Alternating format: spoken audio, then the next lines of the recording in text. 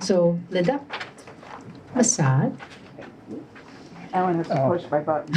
Okay. Welcome to your workshop here. First workshop for you. Well, thank you guys. Thank you for the helmet base. Good. Having your, Okay. So hello, everybody. Happy Father's Day.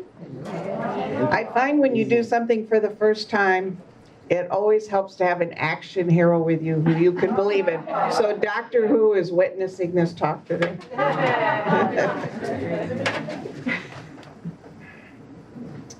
And I'm just so excited to see some great faces here. You guys, I mean, some of you, thank you for coming.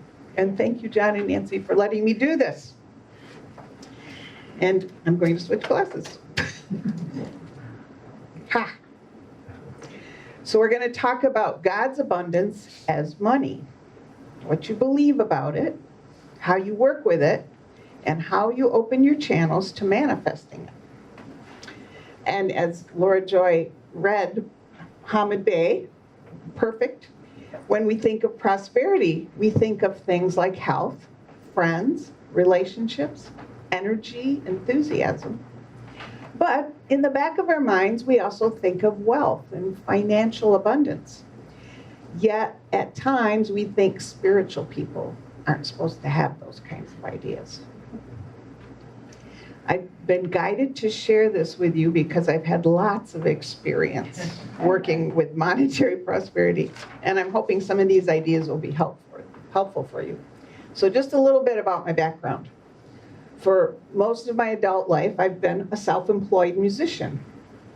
And I've had amazing experiences and have great stories to tell, but it hasn't been a lucrative career. So in other words, I'm not rich and famous yet. And this is sort of one of those musician jokes. This kind of sums it up. A musician is someone who puts $5,000 worth of gear into a $500 car to drive 100 miles to make $50. That pretty much sums it up. So according to the IRS, I lived on a poverty level income, but it taught me how to be frugal and flexible. And I also learned how to do bookkeeping because I couldn't always count on music, and I also learned how to run a computer thanks to my brother, who had a small business as selling telecommunications equipment. Back then, I was unfamiliar with the spiritual laws of the universe and the law of attraction. So my poverty level continued for many years because I bought into the concept. I'm a starving artist, and I waved my flag proudly. I spent a lot of energy thinking, I can't afford this, I could never do that, and I thought people became rich by being greedy and evil. So my belief system pretty much supported where I was. When I started going to Unity Church, my beliefs, my experiences, my life changed greatly. And there were two people who I encountered, Catherine Ponder and Edwin Gaines. They both wrote books on prosperity. And both of their books, actually their works are still available, and you can go to YouTube and listen to their workshops, which I highly recommend. So we're going to explore a little bit. Let's test some of your beliefs about money. And if you're comfortable, I want you to raise your hand for one of these statements that resonates with you. And I want you to be honest with yourself about them. I'm going to read you 5 statements, and just raise your hand with what you say, yeah, I believe that, okay? First, I have all the money I need to do everything I want to do for the rest of my life. Yeah. Okay, we have a few. Okay, good. I am really quite poor and I struggle to survive. All right, that's good. Nobody. Oh, okay. Okay. A small percent of the people in the world own the majority of the wealth. Therefore, there is not enough money for me to have my fair share. Good for you. Okay. Although I'm not very rich, I am able to get by. Okay. The last one. The recent news has reported that Social Security is projected to become insolvent in 16 years and Medicare in 8 years. Without that, I'm sunk. Nobody believes that. Good for you. Okay. So, some questions, some honesty questions. How did you feel when you heard these statements? Did anybody feel angry? Anybody feel fear? Were you confident? Yes. Good. This is an indication of your money consciousness. Okay, now I have another one to try on. When I read this, this was like, poverty is a sin. How do you feel when you hear that? And what does that mean? Okay, Bible. We're going to the Bible here. Deuteronomy. The Lord will open to you his good treasury, the heavens to give the rain to your land in its season, and to bless all the works of your hands. Psalm 23. The Lord is my shepherd, I shall not want. You prepare a table before me in the presence of my enemies. You anoint my head with oil, my cup overflows. God is telling us that he expects us to be abundant and to live a happy and fulfilled life. That is our divine right. If we think we are poor or live in a state of poverty, we are not recognizing and acknowledging the unlimited good that God provides for us. Also, if we look at others and lament their situation or see them as disadvantaged, we are limiting their divine prosperity possibilities. Catherine Ponder says, there's gold dust in the air. Why aren't you getting your fair share? So, all of you being true students, you know that your thoughts create your reality. So, here's one for you. What if you always thought you were financially rich? What if you completely believe that you can have anything you desire? Well, guess what? You are and you can. So, start at this moment monitoring your words and your statements regarding money and finances. Begin to believe there's an unlimited supply of wealth in the universe. See yourself and everyone around you as being rich and prosperous. Everybody's experiencing the great flow of God's abundance. Hamid Bey addresses it this way. Happiness is a level of consciousness. Health is a level of consciousness. Abundance is a level of consciousness. How can you be successful if you think failure? Okay, so I have a little game exercise to demonstrate the possibility of wealth. You're in luck today. You're each getting a dollar bill. So everybody's getting a dollar bill here. I'm just gonna have you pass them down. Talk about a handout. Level.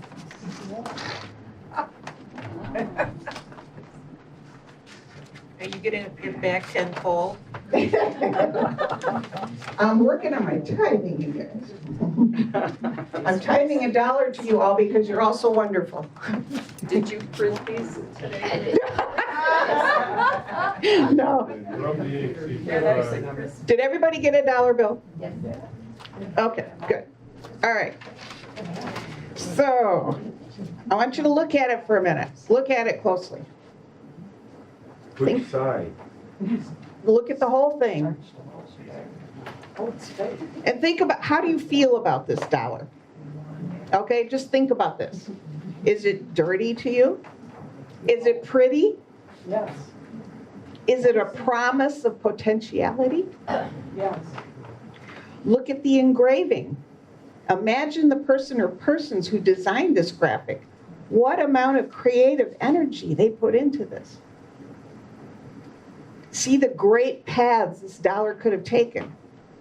Maybe someone's groceries, a new home, a beautiful piece of jewelry, or maybe it's been to another country. Visualize the energy coming off the dollar. It wants to be a part of your life. It wants your acceptance. It wants you to return it to the give and take of commerce. Okay, now we're going to play a game with this dollar. In a moment, I want you to find a partner. You're going to need to stand up for this. So find a partner, and you're going to ask your partner for a service. And that can either be a smile or a hug or a blessing.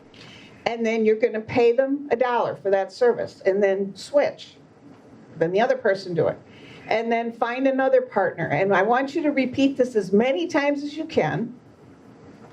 Keep track of how many sales you made. I'm going to give you 3 minutes to see how many times you can do this. So do you all understand what the game is? Everybody get it?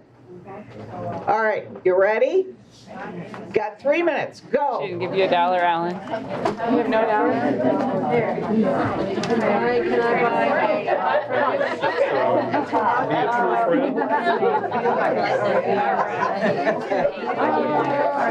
Did you get one, Alan? No.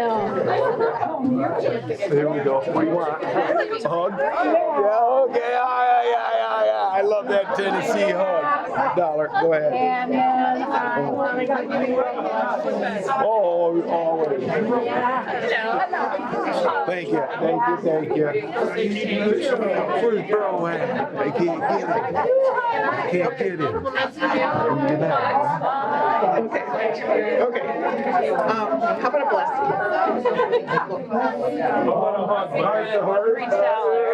Good to see you. How's down there, South Carolina? Sweet. Great. Hugs. Hug. Heart. 1, 2. There's 1, and then 2. Love ya. Love you.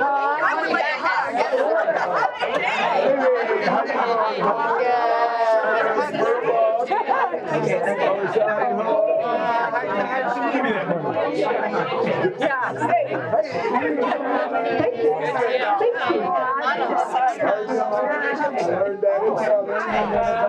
And blessings to you, and a compliment. You know, I'll never forget the one where we laughed at intentions. a hug. Sure. What did we do? How about a smile? Thank you. Hey.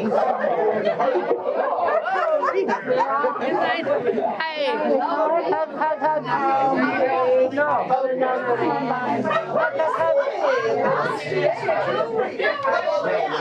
Okay, we got a half a minute left, so kind of start wrapping it up.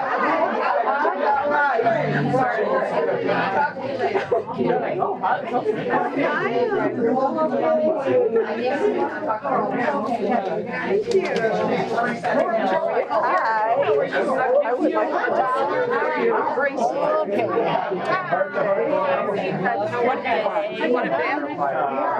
And I mean, Okay, 15 seconds. 15 seconds. That was cute. Hey. So what are these for you? What do you need? Okay, what are we? What do you need from me? So can we kind of get back to your seats? Can we go back to our seats? Go back to your seats?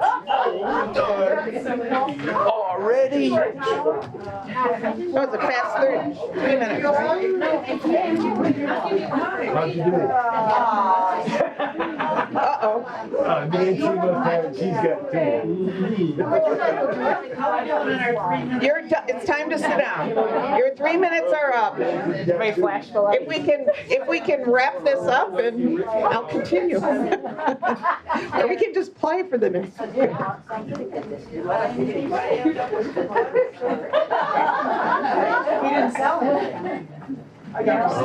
Okay. So hopefully everybody still ended up with $1. Who didn't end up with $1? Oh. Well, okay, so somebody's got more than $1, right? Nathan? I wish, no, I got one. Okay, so tell me how many sales you made. Just shout. Gee, I lost count. 4 or 5? Oh, yeah. 6? 4, 5, 6, 7. I know, I lost count. Anybody get 10? Anybody get 10? Good. Wow. So basically, what you just learned is you had $1, but you could earn $10 or $8 or $5. So even though there's a limited amount of currency in the room, the potential for it to earn money could be unlimited. If we had 50 people here, you could have earned $50, possibly. I also hope that you felt sort of this positive giving and receiving energy. So that's important. What is your attitude when you use your money? How do you feel about it? We probably have a better attitude when we receive it than sometimes when we have to give it. But we want to have a positive attitude both ways. Okay, so here's some thoughts for you. You all know about the law of attraction. When you receive money, thank it for coming into your life and thank God for the divine abundance you have received. Then ask for guidance on the best use of your funds. When you get your bills in the mail, thank God for the service that has been provided and affirm that you will pay that bill fully and on time.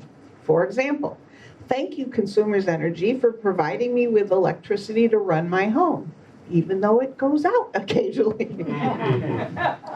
I am grateful for God's ever-abundant supply to pay your bill fully and on time. And I am grateful for those guys that climb those poles to fix your electricity when it goes out. If your car breaks and you are concerned about repair costs, thank God first for providing the right repair shop and the money needed to make the repair. Then listen to your guidance, act on what you hear, proceed in that direction, and then have faith it's happening now. So these are just some ideas. If you use this thinking every time you did anything with your money, imagine how positive and powerful your money could be. Avoid complaining about financial difficulties or lack of funds for particular needs. And also avoid discussing or downplaying other people's perceived financial limitations. You want to bless everybody with abundance, with a thought of abundance. Remember that what you think and speak, you attract. Using negative thoughts and words concerning yours and other people's financial situations will create the lack you're trying to avoid. If you think that money will not be there when you need it, guess what? It won't. I can speak personally for that. Okay. Hamid Bey talks a lot about the laws, and Laura Joyce shared a few, of the universe. He is very big on teaching about laws we need to follow to have successful living. Edwene Gaines sort of limits her material to 4 specific laws to gain prosperity. And I want to share these with you and just to talk a little bit about them. Law 1, set goals. Law 2, tithe. Law 3, forgive. Law 4, commit to finding and fulfilling your divine purpose. So a little bit about each one of those. Law 1, set goals. Setting concrete and practical goals that you can believe in will direct the universe to provide you with what you need to implement these goals. I once tried to set a goal of making $1 million. Never really happened. Probably because I can't really wrap my head around what that's like. Sounds wonderful in terms of thinking about it, but it's not very practical. Also, and you read the passage, so perfect. In Hamid Bey brings up that setting a goal that is just for money, universe doesn't really respond to, well, I want $500. The universe responds more to an idea or a creative thought or a use for that money. God, help me get my car fixed. God, I would like a new keyboard. If those types of things the universe can help you work with. So, do you want to travel? Do you want to buy a new house? Do you want to live on a tropical island? Do you want to pay off a debt? Those are realistic goals. I probably told some of you this already, but one of my favorite stories is back in 2015 when John decided that they were going to go to Egypt again. And they put out the flyer, and Alan looks at this and says, I want to go to Egypt. And, I take care of our bills, and I looked at the back and $10,000. Where are we going to get $10,000? I didn't possibly conceive where we could go to Egypt. But he was very committed. So we set an intention. We even put it in I don't know where it is, but the Coptic, over there. We put it in that Coptic time capsule. Thank you. So we set that intention, and then we just put it out there. So then, during that time, my mom was living in an assisted home with dementia. And I was her financial caretaker. And so I'd always pray that she wouldn't outlive her savings account, because I didn't want her to get jostled around in the system somehow because she didn't have enough money. Christmas 2015, her health rapidly declined, and then she died on January 1st, 2016. My two brothers and I settled her affairs, and when we split her remaining money, we each got $10,000. So at first I stashed this in a savings account thinking, that's my whole inheritance. And no kidding, within a few days, my mom was literally yelling in my ear from the other side, go to Egypt, go to Egypt. Okay, Mom, I hear you. So, and needless to say, that was a once in a lifetime trip. The rich, rewarding experience that it offered us, I will never regret and never forget. So that's my favorite story about manifesting something I didn't think could be possible. Okay, law 2, tithing. All right, hold your seats. This is a key law of achieving financial prosperity. To acknowledge that God is your financial source, you want to return the first 10% of all the money you receive to either a person who inspires you, a place, or an institution, like the Coptic Center. A place that has spiritually fed you. What does that mean? 10% off the top first belongs to God. This is the sacred portion of your income. By tithing to the source of your spiritual food, you are acknowledging that you are grateful for the abundance you have received, and you are opening the flow for more divine prosperity. It's important that you also give this 10% freely and with an open heart, recognizing that God always provides. And this is a big lesson for me. I can give freely because God will always provide. So I'm teaching you what I need to know here. If you choose, you can always give more than 10%. One caveat, you don't want to give your first 10% to an organization or a charity that serves unfortunate people and situations, because then you are affirming lack rather than abundance. If you want to give your second 10% to them, that's fine, but you want to give your first 10% to that which spiritually feeds you. In Proverbs it says, honor the Lord with your wealth, with the first fruits of your produce. Then your barns will be filled with plenty, and your vats will be bursting with wine. And I always think more wine is good. The drink, not Yeah. not the words. Yeah, wine, W-I-N-E, not W-H-I-N-E. Okay. All right, law 3, forgive. If we cling to self-defeating feelings such as guilt, shame, blame, hurt, and resentment, we cannot truly feel worthy of having what God has to give us. We may not recognize when we are being supplied with abundance. When we have forgiven everyone in our life, and especially ourselves, for whatever past we think is unforgivable, our heart is open to be receiving the universal good. We accept the good to us and return it freely because we have no strings attached. Law 4, commit to finding and fulfilling your divine purpose. So every one of you here has a special gift, interest, talent, way of impacting this world so that it becomes a better place for everyone. Hold fast to your divine purpose, prayerfully, persistently, and patiently. So recently I've had some major changes in my life. At the end of February, one part-time job I had went away.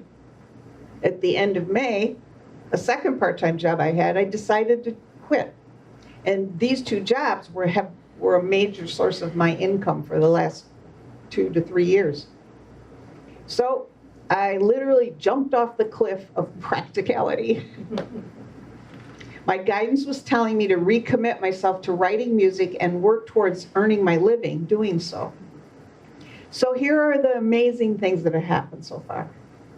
In March, I received a big bookkeeping job and a steady piano gig that lasted through April. At the end of May, I received a wonderful music engraving job that will last till the end of June. When I ran into problems with broken musical equipment, problematic software, God surprised me by having Amazon completely refund one of my orders because it arrived a day late.